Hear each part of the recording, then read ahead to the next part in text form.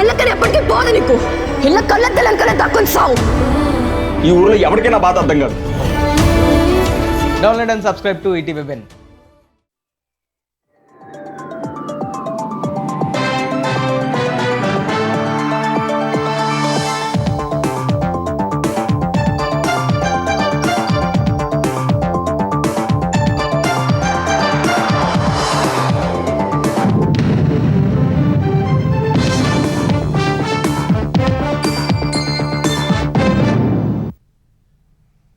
నమస్కారం, ETV news కు స్వాగతం. ముఖ్యాంశాలు. గోదావరి జలాలపై అసెంబ్లీలో చర్చిద్దామన్న రేవంత్. ప్రతిపక్షాల సూచనలు స్వీకరిస్తామని వెల్లడి. 2 ఏళ్లలో ప్రాజెక్టులన్నీ పూర్తి చేస్తామని స్పష్టీకరణ. నేడు తెలంగాణ మంత్రివర్గ భేటీ. అసెంబ్లీ సమావేశాలు, రైతు భరోసాపై చర్చించనున్న అమాత్యులు.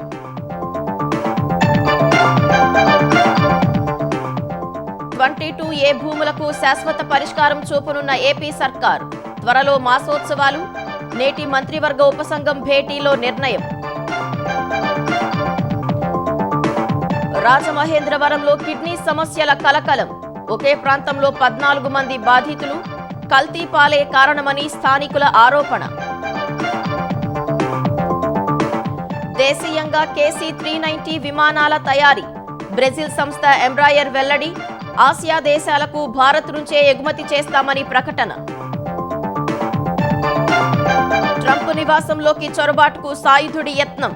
కాల్చి చంపిన భద్రతా సిబ్బంది. ఫ్లోరిడా పామ్ బీచ్ రిసార్ట్లో ఘటన.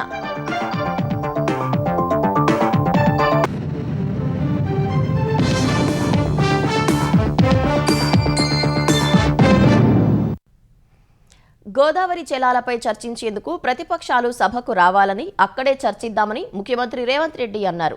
ప్రతిపక్షాలకు మాట్లాడే అవకాశం ఇస్తామని చెప్పుకొచ్చారు. ఇక్కడ గెలిచిన సెటిలర్లు కూడా ఏపీకి అనుకూలంగా పనిచేయరు. ముఖ్యమంత్రిగా నేనెందుకు సహకరిస్తా అని స్పష్టం చేశారు. చర్చలతోనే జల వివాదాలు పరిష్కారం అవుతాయని నమ్ముతానన్న సీఎం 2 ఏళ్లలో తెలంగాణలోని సాగునీటి ప్రాజెక్టులన్నీ పూర్తి చేస్తామన్నారు. ములుగు జిల్లా ఏటూరు నాగారం మండలంలోని దేవాదుల ఎత్తిపోతల పథకం పంప్ హౌస్ ను నిన్న సీఎం రేవంత్ రెడ్డి పరిశీలించారు. గోదావరి జలాల వినియోగం వివాదాలకు సంబంధించి వచ్చే బడ్జెట్ సమావేశాల్లో ఒకరోజు సమగ్రంగా చర్చిద్దామని సీఎం అన్నారు. ప్రతిపక్షాలకు మాట్లాడే అవకాశం ఇస్తాం, సభకు రావాలని విజ్ఞప్తి చేశారు. గోదావరి జలాల్ని ఏపీ మళ్లించుకుంటున్నా చూస్తూ ఊరుకుంటున్నారంటూ తెలంగాణ ఆత్మగౌరవాన్ని దెబ్బతీయొద్దని బీఆర్ఎస్ కు సూచించారు. మహారాష్ట్ర సరిహద్దుల్లోని తుమ్మిడిహెట్టి నుంచి భద్రాచలం వరకు గోదావరి పరివాహకంలోని అన్ని ప్రాజెక్టులపై పూర్తిస్థాయి సమీక్ష చేస్తామని, వాటిని పూర్తి చేసేందుకు కృషి చేస్తామని సీఎం వివరించారు. పబ్లిక్ మీటింగులు పెట్టి వేదికల మీద ఊకదంపుడు ఉపన్యాసాలు వద్దు. మీ తప్పిదాలను కప్పిపుచ్చుకోవడానికి మా మీద ఆరోపణలు చేయడం వల్ల సమస్య పరిష్కారం కాదు. మీరు తప్పు చేసిందా చేయలేదా అనేది ప్రజలు గుర్తించారు. గోదావరి నదీ జలాలకు సంబంధించిన వివాదాల మీద కూడా శాసనసభలో చర్చ చేద్దాము. మీరు సాధించిన విజయాలేంది, మీరు మాకు అప్పజెప్పిన వారసత్వం ఏంది, మేము పాల్పడిన తప్పిదాలేంటివి, మీరు విషయాన్ని విఫలీకరించి సభలో చెప్పండి. ఒకవేళ మేము ఏదైనా సవరించుకునేది ఉంటే సవరించుకోవడానికి మాకు ఎలాంటి అభ్యంతరం లేదు. మేము ఆ సూచనలు తీసుకొని ప్రాజెక్టులను పూర్తి చేస్తాము. తెలంగాణ ప్రజల ఓట్లతోని ఎన్నికైనా ఎవరైనా అయి ఉండొచ్చు, ఆంధ్రప్రదేశ్కి ఎవరైనా సహకరిస్తారా? ఈ ఆరోపణ అతికెట్టన్నా ఉండాలి కదా. 10 ఏళ్లు కేసీఆర్, హరీష్ రావులు సాగునీటి శాఖను నిర్వహించారని, అప్పుడు సాధించిన విజయాలేంటి, ఈ 2 ఏళ్లలో మేం చేసిన తప్పిదాలేంటో చెప్పాలని రేవంత్ రెడ్డి అన్నారు.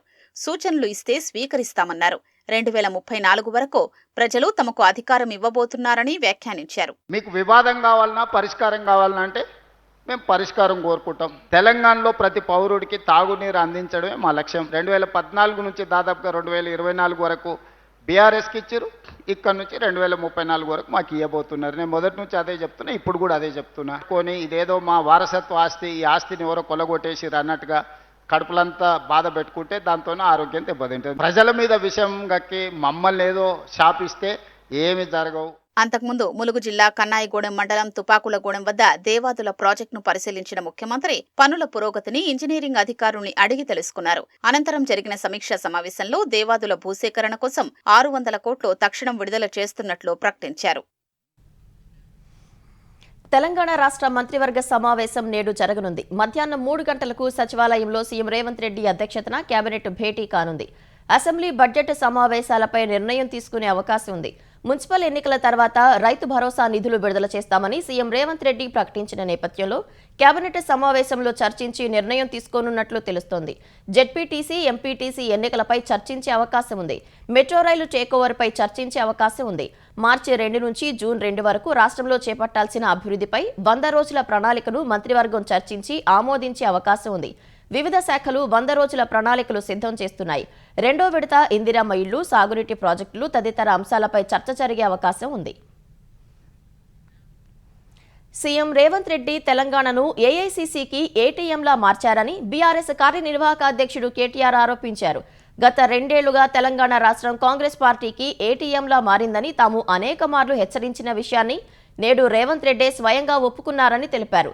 రాష్ట్ర సంపదను కాంగ్రెస్ అధిష్టానానికి ధారపోస్తూ తెలంగాణ ఆత్మగౌరవాన్ని ఢిల్లీ వీధుల్లో తాకట్టు పెడుతున్నారని మండిపడ్డారు. రైతులకు, మహిళలకు, యువతకు, ఉద్యోగులకు, రిటైర్డ్ ఉద్యోగులకు ఇచ్చిన 420 హామీల అమలు విషయానికి వస్తే ప్రభుత్వం వద్ద రూపాయి నిధులు లేవని సాకులు చెబుతున్నారని విమర్శించారు. అభివృద్ధికి నిధులు లేవంటున్న సర్కార్ కేవలం 2 ఏళ్ల కాలంలోనే 3 లక్షల కోట్ల రూపాయల భారీ అప్పులు తెచ్చిందని, కానీ రాష్ట్రంలో కనీసం ఒక్క ఇటుక కూడా పేర్చిన దాఖలాలు లేవని ఎద్దేవా చేశారు. ప్రజల సొమ్మును ప్రజా ప్రయోజనాలకు వాడకుండా పక్కదారి పట్టిస్తున్నారని ఆరోపించారు. మూసీ సుందరీకరణ పేరిట పేదల ఇళ్లను, లగచెరలో గిరిజనుల భూములను, చివరకు హెచ్సియు భూములను కూడా వదలటం లేదని కేటీఆర్ పేర్కొన్నారు. ఒక పద్ధతి ప్రకారం రాష్ట్ర వనరులను లూటీ చేస్తున్నారని విమర్శించారు. ఇలాంటి ప్రభుత్వం పట్ల ప్రజలు అప్రమత్తంగా ఉండాలన్నారు. 22A భూముల సమస్యకు శాశ్వత పరిష్కారం చూపాలని ఆంధ్రప్రదేశ్ ప్రభుత్వం నిర్ణయించింది. రీసర్వే పూర్తయిన గ్రామాల్లో ప్రతి నెల 2వ తేదీ నుంచి 9వ తేదీ వరకు రాజముద్రతో కూడిన పట్టాదార్ పాస్ పుస్తకాలు పంపిణీ చేస్తున్నట్లే 22A భూముల సమస్య పరిష్కారానికి కూడా ప్రభుత్వం ప్రత్యేక కార్యాచరణ రూపొందిస్తోంది. నెల రోజుల పాటు మాసోత్సవాలు నిర్వహించనుంది. ఈనాం భూములతో పాటు వివిధ రకాల 22A భూముల సమస్యకు పరిష్కారం చూపటమే లక్ష్యంగా కార్యక్రమం చేపట్టబోతోంది. ఏపీ వ్యాప్తంగా రైతులు ఎదుర్కొంటున్న ప్రధాన సమస్యల్లో 22A ఒకటి. 5 ఏళ్ల వైసీపీ పాలనలో ఎదురు తిరిగిన రైతులు భూ యజమానులను వేధించేందుకు దీన్నో అస్త్రంగా వాడుకున్నారు. వారికి సంబంధించిన భూముల్ని నిషేధిత జాబితాలో పెట్టించారు. అధికారుల్ని అడ్డం పెట్టుకుని ప్రతిపక్ష నాయకులకు చెందిన భూముల్ని కూడా కావాలని ఇందులో చేర్పించారు. రీసర్వే సమయంలో పట్టా భూముల్ని కూడా 22Aలో పెట్టేశారు. కూటమి ప్రభుత్వం వచ్చాక కూడా ఈ సమస్య కొలిక్కి రాలేదు. అసెంబ్లీ సమావేశాల్లోనూ కూటమి పార్టీల ప్రజాప్రతినిధులు ఈ విషయాన్ని ప్రస్తావించారు. ఈ తరుణంలో ఈ సమస్య శాశ్వత పరిష్కారమే లక్ష్యంగా రెవెన్యూ యంత్రాంగం మొత్తాన్ని మోహరించేందుకు ప్రభుత్వం కసరత్తు చేస్తోంది. CCLA స్థాయిలోనే ఆటో ఐడెంటిఫికేషన్ ద్వారా గుర్తించి కలెక్టర్లకు పంపి చర్యలు తీసుకునేలా కేంద్రీకృత విధానం అమలు చేయనుంది. త్వరలో దీనికి సంబంధించిన విధి విధానాలు విడుదల కానున్నాయి. నేడు జరిగే మంత్రివర్గ ఉపసంఘం సమావేశంలో దీనిపై చర్చించి నిర్ణయం తీసుకోనున్నారు. 22Aలో మాజీ సైనికులు, ప్రస్తుతం పనిచేస్తున్న వారు, స్వాతంత్ర సమరయోధులకు ఇచ్చిన భూములు ఉన్నాయి. రాజకీయ బాధితులు ఇందులోనే ఉన్నారు. 1954 కంటే ముందు జరిగిన అసైన్మెంట్ భూములు ఉన్నాయి. షరతుగల పట్టాలు, చుక్కల భూములు, సర్వీస్ ఈనాములు, కొందరు రైతుల ప్రైవేటు పట్టా భూములు కొంత విస్తీర్ణమై 22A కింద ఉన్నా మొత్తం సర్వే నంబర్ను పెట్టేసిన సమస్యలు ఉన్నాయి. 22A కింద వివిధ రకాల భూములు ఉన్నాయి. ఇందులో 5 రకాల భూముల్ని 22A జాబితా నుంచి తొలగించేందుకు జనవరి 1న మార్గదర్శకాలు జారీ చేశారు. స్వాతంత్ర సమరయోధులు, రాజకీయ బాధితులకు ఇచ్చినవి, మాజీ సైనికోద్యోగులు, ప్రస్తుత సైనిక ఉద్యోగులకు ఇచ్చినవి, 1954 జూన్ 18కి ముందు అసైన్ చేసినవి, ప్రైవేటు పట్టాదారులకు చెందినవి, ఒకే సర్వే నంబర్లో ప్రభుత్వ దేవాదాయ, ప్రైవేటు వ్యక్తుల భూమి ఉంటే ప్రైవేటు వ్యక్తుల భూమికి విముక్తి కల్పించాలని ఆదేశాలిచ్చారు. జిల్లా కలెక్టర్ల నుంచి తాజా 22A జాబితాలు అందాక అందుకు అనుగుణంగా సాఫ్ట్వేర్లో మార్పులు చేయనున్నారు. వైసీపీ ప్రభుత్వ హయాంలో రైత్వారి పట్టాలు కలిగిన ఈనాం భూముల్ని కూడా 22A జాబితాలో పెట్టేశారు. వారికి పట్టాదారు పాస్ పుస్తకాలు ఉన్నాయి. దశాబ్దాలుగా బ్యాంకుల్లో తనఖా పెట్టి పంట రుణాలు తీసుకున్నారు. అయినా రీసర్వే సమయంలో వీటిని 22A కిందకు చేర్చారు. వీటిని వెబ్లాండ్ 1.0 ఆధారంగా నమోదు చేస్తే ఇబ్బందులు ఉండేవి కావు. అయినా అప్పట్లో రెవెన్యూ యంత్రాంగం పట్టించుకోలేదు. ఫలితంగా రాష్ట్ర వ్యాప్తంగా అధిక సంఖ్యలో రైతులు ఇబ్బంది పడుతున్నారు. గ్రామ సర్వీస్ ఈనాం భూములే 1,37,000 ఎకరాలు చిక్కుల్లో ఉన్నాయి.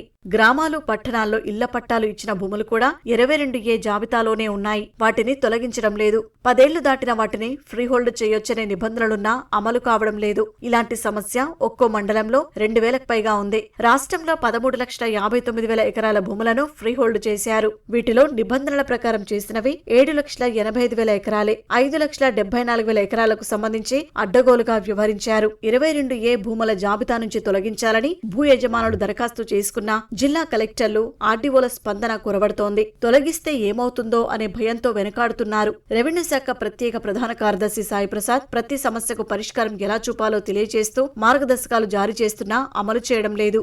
దీంతో అర్హత కలిగిన భూములను 22A నుంచి తొలగించేందుకు ఆటో ఐడెంటిఫికేషన్ విధానం అమలు చేయాలని రెవెన్యూ శాఖ యోచిస్తోంది.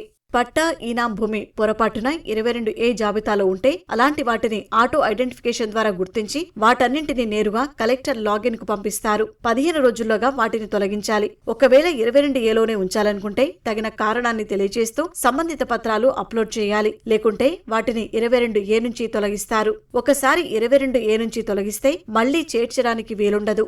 CCLAకు అప్పీలు చేయడం ద్వారా మాత్రమే మార్చడానికి సాధ్యమవుతుంది. కలెక్టర్ వాటిని 22A నుంచి తొలగించిన వెంటనే వెబ్లాండ్ 2.0 రిజిస్ట్రేషన్ శాఖల్లో దానంతటా అదే అప్డేట్ అవుతుంది. దేవాదాయ, వక్ఫ్ భూములకు సంబంధించిన దరఖాస్తులు రెవెన్యూ అధికారుల వద్ద ఆగకుండా నేరుగా దేవాదాయ అసిస్టెంట్ కమిషనర్, వక్ఫ్ ఇన్స్పెక్టర్ కు వెళ్తాయి. వెబ్లాండ్ పోర్టల్లో వీరికి ప్రత్యేక లాగిన్ సౌకర్యం కల్పిస్తారు. దీని ద్వారా వారు భూమి రికార్డుల్ని పరిశీలిస్తారు. క్షేత్రస్థాయి నివేదిక ఆధారంగా దేవాదాయ కమిషనర్, వక్ఫ్ బోర్డు CEO నిర్ణయం తీసుకుంటారు. వారు ఆమోదించిన వెంటనే రిజిస్ట్రేషన్ శాఖ సర్వర్ కు చేరతాయి. రిజిస్ట్రేషన్ శాఖలో ఆ భూమిపై ఉన్న నిషేధం తొలగుతుంది. పురపాలకాల్లో విలీనమైన గ్రామాలకు సంబంధించి పట్టణాస్తుల రిజిస్టర్ ప్రామాణికంగా తీసుకుంటారు. పొరపాటున 22A కింద నమోదైన వాటిని కమిషనర్ సిఫార్సు మేరకు కలెక్టర్ ద్వారా రిజిస్ట్రేషన్ కార్యాలయానికి పంపి తొలగిస్తారు. గ్రామకంఠం భూములైతే స్వామిత్వ పథకంలో భాగంగా వ్యవసాయ భూముల్ని వేరు చేస్తారు. వాటికి వెబ్లాండ్ 2.0లో ప్రత్యేక చైల్డ్ LPMలుగా గుర్తిస్తారు. ఆంధ్రప్రదేశ్లో ఏరోస్పేస్, రక్షణ రంగాల్లో పెట్టుబడి అవకాశాలపై డైనమాటిక్ టెక్నాలజీస్ ఆసక్తి కనబరిచింది. ఉండవల్లిలోని సీఎం క్యాంపు కార్యాలయంలో ఆ సంస్థ ప్రతినిధులు చంద్రబాబుతో భేటీ అయ్యారు. Dynamatic technologies limited chairman CEO Udayant Malhotra, aerospace విభాగం executive vice president Chalapathi, director Ahilya Malhotra, chief executive officer Andrea Milani, సంస్థ యూరప్ వ్యాపార కార్యకలాపాల సీనియర్ ఎగ్జిక్యూటివ్ క్రిస్టినా లిడేగార్డ్ సమావేశంలో పాల్గొన్నారు. ఏవియేషన్ రంగం, డిఫెన్స్ మ్యానుఫ్యాక్చరింగ్లో డైనమాటిక్ టెక్నాలజీస్ కార్యకలాపాలపై సంస్థ ప్రతినిధులు ప్రెజెంటేషన్ ఇచ్చారు. ఏపీ ప్రభుత్వ విధానాలు, డిఫెన్స్, ఏరోస్పేస్ రంగంలో ఉన్న అవకాశాలను సీఎం చంద్రబాబు వివరించారు. ఆంధ్రప్రదేశ్ శాసన మండలిలో వైసీపీ సభ్యులు ప్రవర్తించిన తీరుపై కూటమి నేతలు ధ్వజమెత్తారు. దేవుడంటే భయం, భక్తి లేని వ్యక్తి జగన్ అని మంత్రి Kollu Ravindra, RTC chairman Konakalla Narayanarao, MLC Panchumarthi Anuradha, కూటమి ఎమ్మెల్యేలు మండిపడ్డారు. పవిత్రమైన తిరుపతి మాడవీధుల్లో చెప్పులతో నడిచిన వ్యక్తి జగన్ అని ఆగ్రహం వ్యక్తం చేశారు. 5 ఏళ్లలో ఏనాడు సతీ సమేతంగా పట్టు వస్త్రాలు సమర్పించలేదని దుయ్యబట్టారు. స్వామివారి ప్రసాదాన్ని కూడా నోట్లో వేసుకోలేదని విమర్శించారు. జగన్ అనుకోకు పాపభీతి పట్టుకుందన్నారు. ఇప్పటికైనా వైసీపీ అరాచకాలను ప్రజలు గ్రహించాలని విజ్ఞప్తి చేశారు. లక్షల టన్నుల అసలు నెయ్యలేనటువంటి నెయ్యిని తీసుకొచ్చి 20 కోట్ల లడ్డూ ప్రసాదాలు చేసి ప్రజల్ని మోసం చేశాడు జగన్మోహన్. హిందూ మనోభావాన్ని దెబ్బతీశాడు జగన్మోహన్. ఇన్ని పాపపు కార్యక్రమాలు చేసి దాన్ని మభ్యపెట్టే కార్యక్రమాలు చేయాలని ప్రయత్నం చేస్తా ఉన్నారు. వైసీపీ నాయకులు కూడా అంతకంటే ఘోరంగా తయారై శాసన మండలి గాని, శాసనసభ గాని అక్కడ ఎటువంటి మతాలకు సంబంధించి గాని, దేవుళ్ళకి సంబంధించి గాని ప్రదర్శన చేయకూడదు అనేది క్లియర్ గా ఉంది. అక్కడికి వెంకటేశ్వర స్వామి ఫోటోలు తీసుకొచ్చి అక్కడ కూడా రాజకీయం చేయాలని ప్రయత్నం చేసిందేమో మహాపాపం. ఇవాళ ప్రజలందరూ కూడా గమనించాల్సినటువంటి విషయం, తిరుమల తిరుపతి దేవస్థానాన్ని వాళ్ళ స్వార్థానికి వాడుకున్నారు. తిరుపతి కార్పొరేషన్ కి డైవర్ట్ చేసుకున్నారు, కమిషన్ల కోసం పనులు చేసుకున్నారు. రాజమహేంద్రవరంలోని చౌడేశ్వరి నగర్ పరిసర ప్రాంతాల్లో కిడ్నీ వ్యాధులు స్థానికులకు కంటి మీద కునుకు లేకుండా చేస్తున్నాయి. ఒకే ప్రాంతంలో 14 మందికి వ్యాధులు సోకటం, అందులో 2 మృతి చెందటంపై అందరూ వణికిపోతున్నారు. వ్యాధులకు కల్తీ పాలే కారణమనే అనుమానాలు వ్యక్తమవుతున్నాయి. పాల నమూనాలు ల్యాబ్లకు పంపించిన అధికారులు ఇంటింటి సర్వే చేపట్టారు. రాజమహేంద్రవరంలో ఒకే ప్రాంతానికి చెందిన పలువురు కిడ్నీ వ్యాధి బారిన పడి ఆసుపత్రుల్లో చేరడంతో తీవ్ర కలకలం రేపుతోంది. లాలా చెరువు సమీపం చౌడేశ్వరి నగర్ పరిసర ప్రాంతాల్లో ఈ నెల 15 తర్వాతి నుంచి వాంతులవడం, మూత్ర విసర్జన కాకపోవడం, పొట్ట ఉబ్బడం తదితర సమస్యలతో ఒక్కొక్కరుగా 14 మంది ఆసుపత్రిలో చేరినట్లు తెలుస్తోంది. వీరిలో 2 మృతి చెందారు. బాధితుల్లో ఎక్కువ మంది 60 ఏళ్లు పైబడిన వారే కాగా 5 నెలల శిశువు 3 ఏళ్ల బాలుడు కూడా ఉన్నారు. ఒకే కుటుంబానికి చెందిన నలుగురు అనారోగ్యానికి గురవడంతో ఆస్పత్రి సిబ్బంది అధికారులకు సమాచారమిచ్చారు. దీంతో ఈ విషయం వెలుగులోకొచ్చింది. భాగిశెట్టి కనకరత్నం అనే మహిళకు కిడ్నీలు దెబ్బతినగా ప్రభుత్వాస్పత్రిలో చేర్పించారు. చికిత్స పొందుతూ శుక్రవారం మృతి చెందినట్లు ఆమె కుమారుడు తెలిపారు. మరో బాధితురాలు తాడి కృష్ణవేణి కాకినాడ జీజీహెచ్లో చికిత్స పొందుతూ ఆదివారం కన్నుమూశారు. ప్రస్తుతం రాజమహేంద్రవరంలోని 5 ప్రైవేట్ ఆస్పత్రుల్లో 12 మంది చికిత్స పొందుతున్నట్లు తెలుస్తోంది. ఆస్పత్రుల పాలైన బాధితులందరికీ ఒకే వ్యక్తి పాలు పోస్తుండటంతో అక్కడే కల్తీ జరిగి ఉండొచ్చని వైద్యాధికారులు, బాధితులు పోలీసులకు తెలిపారు. కోరుకొండ మండలానికి చెందిన గణేష్ అనే వ్యాపారి వీరందరికీ పాలు పోస్తున్నట్లు గుర్తించడంతో పోలీసులు అదుపులోకి తీసుకుని విచారిస్తున్నట్లు సమాచారం. శివరాత్రి రోజు పాలు, పెరుగు చేదుగా అనిపించాయని కొంతమంది బాధితులు అంటున్నారు. కోరుకొండ మండలం నరసాపురం తాలూకు నుండి పాలు తెచ్చేస్తారంటండి ఆయన. ఆ పాలు తాగిన వాళ్ళందరికీ కూడా కిడ్నీ ట్రబుల్ వచ్చినాయి. 70 సంవత్సరాలు పైబడి వ్యక్తులకి మాత్రమే అని చెప్పారు. ఆల్రెడీ మా ఫ్రెండ్ మధు గారని వాళ్ళ నాన్నగారికి, అమ్మగారికి, వాళ్ళ అత్తయ్య, మామయ్య గారికి కూడా బాగాలేదని బొల్లినేని హాస్పిటల్ అడ్మిషన్ చేశానని చెప్పారు. గత కొన్ని సంవత్సరాల నుంచి ఆ అబ్బాయి మాకు పాలు ఖాతాగా వేస్తున్నాడు. గణేష్ అండి ఆ అబ్బాయి పేరు. గత సోమవారం కాడించి ఆయన వేసిన పాలు తాగడం వల్ల 70 నుంచి 80 సంవత్సరాలు ఉన్న వయసు గలోళ్ళకి కొంచెం కిడ్నీల ప్రాబ్లం వచ్చి కొంతమంది కిమ్స్లోను, కొంతమంది బుల్లినేనిలో అస్వస్థగా ఉన్నారు. బాధితుల నుంచి సేకరించిన రక్త, మూత్ర నమూనాల్ని టాక్సికాలజీ పరీక్షకు పంపించినట్లు కలెక్టర్ కీర్తి చేకూరి తెలిపారు. పాల నమూనాల్ని హైదరాబాద్, విశాఖలోని ఆహార పరిశోధనా కేంద్రాలకు పంపించామని, నివేదికలు వచ్చిన తర్వాత అసలు కారణం తెలుస్తుందని అధికారులు చెప్తున్నారు. గణేష్ రోజు ఎవరికి పాలు పోస్తున్నాడో వివరాలు సేకరించి ఆయా కుటుంబాల్ని సర్వే చేయాలని కలెక్టర్ కీర్తి చేకూరి అధికారుల్ని ఆదేశించారు. ఘటనపై ఎంపీ పురంధేశ్వరి ఆరా తీశారు. జిల్లా అధికారులతో ఫోన్లో మాట్లాడి వివరాలు తెలుసుకున్నారు. బాధితులందరికీ మెరుగైన వైద్యం అందించాలని ఆదేశించారు. అనూరియా, అనుమానిత కేసులపై వైద్యారోగ్య శాఖ అప్రమత్తంగా ఉందని కమిషనర్ వీరపాండియన్ తెలిపారు. పాలు, నీరు, ఇతర నమూనాలు సేకరించామని, వైద్య శిబిరాలు ఏర్పాటు చేశామని వివరించారు. ప్రస్తుతం ఆసుపత్రుల్లో చికిత్స పొందుతున్న వారి ఆరోగ్య పరిస్థితి నిలకడగా ఉందన్నారు. తిరుమల శ్రీవారి లడ్డూ తయారీలో కల్తీ నెయ్యి అంశంపై ఆంధ్రప్రదేశ్ శాసనసభలో చర్చించేందుకు ప్రభుత్వం ఆలోచిస్తున్నట్లు తెలుస్తోంది. అసెంబ్లీలో చర్చ ద్వారా శ్రీవారి లడ్డూ కల్తీ వ్యవహారంలో గత వైసీపీ ప్రభుత్వం చేసిన పాపాలను ప్రభుత్వం ప్రజలకు చెప్పాలనుకుంటున్నట్లు సమాచారం. శాసనసభలో ఇప్పటికే బడ్జెట్పై చర్చ ముగిసింది. కల్తీ నెయ్యిపై ముందుగా శాసనసభలో చర్చించి తర్వాత మండలిలోనూ చర్చించే యోచనలో ప్రభుత్వం ఉంది. వచ్చే వారంలో ఏదో ఒకరోజు కల్తీ నెయ్యి అంశంపై చర్చించే అవకాశం ఉంది. అమెరికాలోని హార్వర్డ్ కెనడీ స్కూల్ తొలిసారిగా నిర్వహిస్తున్న ఏఐ పాలసీ సింపోజియంలో ప్రసంగించాలని నిర్వాహకులు సీఎం రేవంత్ రెడ్డికి ఆహ్వాన లేఖను పంపించారు. ఈ ఏడాది మార్చి 27న హార్వర్డ్ స్కూల్ క్యాంపస్లోనే ఈ కార్యక్రమం జరగనుంది. భారత్ నుంచి తెలంగాణ ముఖ్యమంత్రి ఒక్కరే ఈ సింపోజియం ఆహ్వానం అందుకున్నారు. ఈ సింపోజియంలో AI as infrastructure and compute power, impact on liveability and workforce అనే ప్యానెల్లో ప్రసంగించాలని సీఎంను ఆహ్వానించారు. ఈ సెషన్లో డేటా సెంటర్లు, ఎనర్జీ సిస్టమ్స్, కంప్యూట్ కారిడార్స్ ప్రభావంపై ప్రధానంగా చర్చ జరగనుంది. ఏఐ ఎకోసిస్టమ్ అభివృద్ధి, ఏఐసిటీ అభివృద్ధి లక్ష్యంతో తెలంగాణ ప్రభుత్వం అనుసరిస్తున్న విధానాలు, భూమి, విద్యుత్, నైపుణ్యాలు, నియంత్రణ, పెట్టుబడుల భాగస్వామ్యం వంటి అంశాలపై ప్రసంగించాలని కోరారు. హైదరాబాద్లోని ఎన్టీఆర్ స్టేడియంలో వ్యవసాయ ప్రదర్శన సందడిగా ముగిసింది. అగ్రి షో పేరుతో ఈ నెల 20 నుంచి 3 రోజుల పాటు జరిగిన ప్రదర్శనకు రైతులు పెద్ద ఎత్తున తరలివచ్చారు. యువ రైతులు వ్యవసాయంలో నూతన పద్ధతులకు మార్గాలను తెలుసుకున్నారు. నాగలి నుంచి నవతరం డ్రోన్ల వరకు, విత్తనం నుంచి విక్రయం వరకు ఎదురయ్యే సవాళ్లకు అన్నదాతలు పరిష్కారం తెలుసుకున్నారు. మారుతున్న కాలంతో పాటు సాగుతీరు మారాలని, వ్యవసాయంలో వస్తున్న మార్పులకు అనుగుణంగా రైతులు మారాలని నిర్వాహకులు సూచించారు. ఇంతకు మించి అతిపెద్ద వ్యవసాయ ప్రదర్శన వచ్చే ఏడాది హైదరాబాద్ శివారు రామోజీ ఫిల్మ్ సిటీ సమీపంలో నిర్వహిస్తామని చెప్పారు. అమెరికా అధ్యక్షుడు డొనాల్డ్ ట్రంప్నకు చెందిన ఫ్లోరిడాలోని పామ్ బీచ్ రిసార్ట్లోకి ప్రవేశించేందుకు ప్రయత్నించిన సాయుధుడిని భద్రతా దళాలు కాల్చి చంపాయి. ఈ మేరకు యుఎస్ సీక్రెట్ సర్వీస్ ఓ ప్రకటన విడుదల చేసింది. సాధారణంగా వారాంతాల్లో పామ్ బీచ్ రిసార్ట్లో ఉండే ట్రంప్, ఆయన సతీమణి మెలానియా శనివారం రాత్రి ఘటన జరిగిన సమయంలో వైట్ హౌస్లో ఉన్నట్లు అధికార వర్గాలు తెలిపాయి. రిసార్ట్ ఉత్తరం గేటు వద్ద సాయుధుడు షాట్ గన్, ఇంధనం క్యాన్ పట్టుకుని ఉండగా గుర్తించి కాల్చివేసినట్లు యుఎస్ సీక్రెట్ సర్వీసెస్ తెలిపింది. సీక్రెట్ సర్వీస్ ఏజెంట్లు సాయుధుడిని కాల్చి చంపినట్లు Palm Beach County sheriff deputy తెలిపారు. ఈ ఘటనపై వైట్ హౌస్ ఎలాంటి ప్రకటన చేయలేదు. బ్రెజిల్ విమాన తయారీ సంస్థ ఎంబ్రాయర్ మన దేశంలో KC-390 మిలీనియం విమానాల తయారీకి సుముఖత చూపుతుంది. ఇందుకోసం ప్రధాన ఉత్పత్తి కేంద్రాన్ని భారత్లో నెలకొల్పేందుకు సిద్ధమని ఎంబ్రాయర్ CEO ఫ్రాన్సిస్కో గోమెజ్ తెలిపారు. ఇక్కడి నుంచే ఆసియా పసిఫిక్ దేశాలకు ఎగుమతి చేస్తామని పేర్కొన్నారు. రవాణాకు ఉపయోగపడే ఈ రకం 80 విమానాలకు భారత వైమానిక దళం నుంచి ఆర్డర్ వస్తే ప్లాంట్ ఇక్కడే స్థాపిస్తామని PTIకి ఇచ్చిన ఇంటర్వ్యూలో స్పష్టం చేశారు.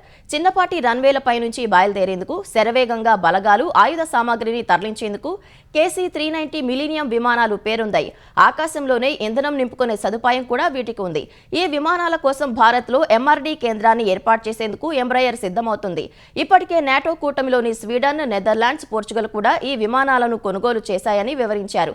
ప్రస్తుతం వినియోగిస్తున్న AN-32 IL-76 విమానాల స్థానంలో కొత్తగా 80 మీడియం ట్రాన్స్పోర్ట్ విమానాలు సమకూర్చుకోవాలన్నది భారత వైమానిక దళం ప్రణాళిక. ఈ కాంట్రాక్టు కోసం KC-390 మిలీనియంతో పాటు ఎయిర్బస్ డిఫెన్స్ స్పేసెస్ A400M, లాక్వుడ్ మార్జిన్కు చెందిన C-130J సూపర్ హెర్క్యులస్ విమానాలు పోటీ పడుతున్నాయి.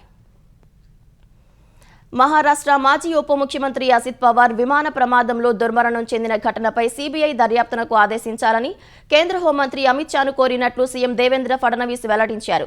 ప్రమాదంపై వస్తున్న సందేహాలన్నీ తొలగిపోయేలా మహాయుతి సర్కార్ చూస్తుందని చెప్పారు. కేంద్ర దర్యాప్తు సంస్థ ద్వారా విచారణ జరిపించాలంటూ బీజేపీ మిత్రపక్షమైన NCP నుంచి కూడా తనకు లేఖ వచ్చిందని, ఇప్పటికే DGCI, మహారాష్ట్ర CID నిర్వహిస్తున్న విచారణకు అదనంగా CBI విచారణ కూడా ఉంటుందని తెలిపారు. లాక్ పుస్తకాలు సహా విమానానికి సంబంధించిన VSR కంపెనీ కార్యకలాపాలన్నింటినీ DGCI పరిశీలిస్తుందని, విచారణ నివేదిక వచ్చేలోపు ఊహాగానాలు చేయవద్దని ఫడ్నవీస్ విజ్ఞప్తి చేశారు. భారత్, పశ్చిమాసియా, దాని చుట్టూ ఉన్న దేశాలతో కలిసి త్వరలో షడ్భుజి కూటమి ఏర్పాటు చేయనున్నట్లు ఇజ్రాయెల్ ప్రధాని నెతన్యాహు తెలిపారు. ఇందులో భారత్, అరబ్, ఆఫ్రికా, ఆసియా దేశాలతో పాటు మధ్యధరా దేశాలు ఉంటాయని వెల్లడించారు.